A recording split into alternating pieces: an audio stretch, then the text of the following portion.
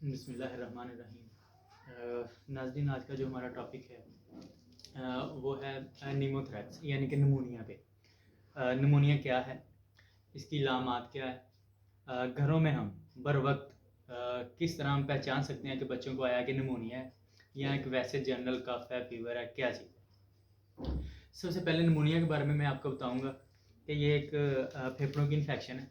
Bacteria से हो सकती है, वायरस से हो सकती है, ये किसी फंगस से हो सकती है।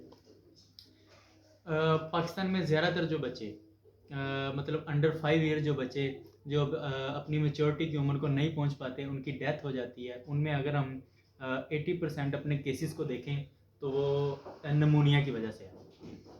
इतनी जल्दी उनकी डेथ क्यों होती है? मेन उसकी वजह नमूनिया की बरवकत तशखीस का ना होना है, लोगों की सेल्फ मेडिकेशन है। मज़ीद उसके अलावा कुछ लोगों की सर्दियों की वजह से बेहतियातियाँ हैं, जैसा कि फ़ीडर। कुछ माएँ उनका ख्याल है कि मदर फीड करवाने से उनके कोई नस्वानी हुस्न में कमी वाक़या होती है। ये चीज़ बिल्कुल गलत है। ना तो मदर फीड करवाने से आपके कोई नस्वानी हुस्न में कमी वाक़या होगी, बल्कि उसके नेचुरली तौर पे आप देखें तो बहुत सारे उसके फ़ायदे हैं। औरत ब्रेस्ट कैंसर से बचती है उससे। अगर आप चाहती हैं कि आपके बच्चे में इम्यूनिटी बेहतर हो, बीमारियों के ख़िलाफ़ उसकी क़ुव्वत मुदाफ़अत ज़्यादा हो, तो आपको चाहिए कि कम से कम 1 से 2 साल आप अपने बच्चे को मदर फीड हर हाल में ज़रूर करवाएँ, ताकि आपका बच्चा तंदुरुस्त हो, वो बीमारियों से महफूज रहे। एक चीज़। दूसरी चीज़ जो आप नमूनिया अपने घरों में तशख़ीस कर सकते हैं, वो आप सबसे पहले आप अपने बच्चे को फ्लैट लेटाएँ, उसके पेट से कपड़ा हटाएँ।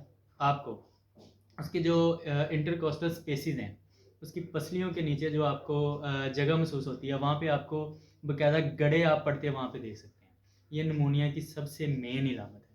बच्चे की सांस की तेज़ी पहले से ज़्यादा हो जाएगी, बच्चे के दिल की धड़कन आपको बाकायदा तेज़ फील होगी, बच्चा बेचैनी महसूस करेगा, खांसी उसको बहुत ज़्यादा होगी और फीवर साथ में। अगर आप देखें 3 से 5 दिन के दौरान मेडिसिन देने के बावजूद ना तो उसकी खांसी जा रही है, ना उसका फ़ीवर उतर रहा है, वक्ती तौर पे उतरता है, उसके बाद फिर से हो जाता है, तो आपको फ़ौरी तौर पे अपने मुआलिज से रजू करना चाहिए। एक चीज़। सेल्फ मेडिसिन जो आप घरों में उसको इस्तेमाल करवाते हैं, आप ज़्यादा से ज़्यादा 2 दिन, 3 दिन।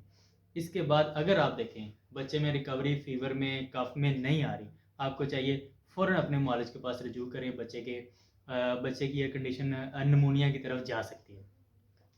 एक चीज़। दूसरी चीज़ है बच्चे को लेट के दूध पिलाना। बहुत सी माएँ आप लोगों ने देखा होगा बच्चे को रात में या दिन में लेट के फ़ीड करवाती हैं। एक तो ये बच्चे के सीने पे बहुत ज़्यादा दबाव, उसकी खांसी को मज़ीद बढ़ाने वाली चीज़ है ये। आपने कभी भी अपने बच्चे को लेट के मदर फीड नहीं करवानी। हमेशा आपने बैठ के बच्चे को बिल्कुल फ्लैट आपने नहीं लिटाना। बैठ के उसको फीड करवाएँ। हेड साइड उसका बॉडी से कम 30 डिग्री के एंगल पे लाज़मी होना चाहिए। एक चीज़। फर्दर एक चीज़ जो मैंने आपको फ़ीडर के बारे में बताई थी, फ़ीडर की हाइजीन। फ़ीडर जो आप घरों में हम इस्तेमाल करते हैं, बच्चे को फ़ीडर दिया, उसने पिया, हमने रख दिया। थोड़ी देर के बाद बच्चे ने वही फ़ीडर उठाया, फिर से पी लिया। ये जो एक चीज़ है, फ़ीडर को ना तो अच्छे से क्लीन किया जाता है, उसकी हाइजीन का बिल्कुल ख़्याल नहीं रखा जाता। उसमें जर्म्स पड़ते हैं, उसमें बहुत सारे बैक्टीरिया है, उसमें मुख्तलिफ़ इक़साम की बीमारियाँ हैं। फ़ीडर गिरा, उठाया, रख लिया, ये चीज़ें उसमें हैं। एक तो वो पहले उसमें जर्म्स बहुत ज़्यादा हैं। दूसरा, जब आप उसको ठंडा फ़ीडर अपने बच्चे को देंगे, तो वो नमूनिया को बहुत ज़्यादा तेज़ी से फैलने में मददगार साबित होगा। तो आपको चाहिए कि फ़ीडर की हाइजीन कोशिश करें कि ज़्यादा से ज़्यादा रखें।